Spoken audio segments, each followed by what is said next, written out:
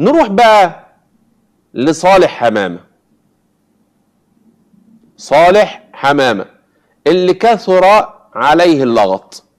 أولا الذي كان يجلس مع ياسر الخبيث هو صالح حمامة. طب عرفته منين يا وليد يا اسماعيل؟ عرفته من الضفيرة اللي هو عاملها، مش عرفته من جنب وشه ولا من حتة وشه ولا حتى من ياسر حبيب وهو بيقول ايه صالح اتفضل يا صالح، لا، عرفته من الضفيرة. البتاع اللي حاططها على راسه هتلاقيها عاملة كده زي النساء بالظبط كده، لما تحط طرحة وهي بيقولوا عندنا عاملة كحكة او عاملة حاجة ضفيرة او اي حاجة، هتلاقي الطرحة طالعة لورا كده.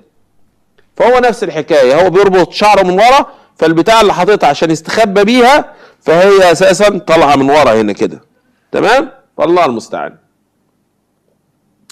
ولكن انا استغربت جدا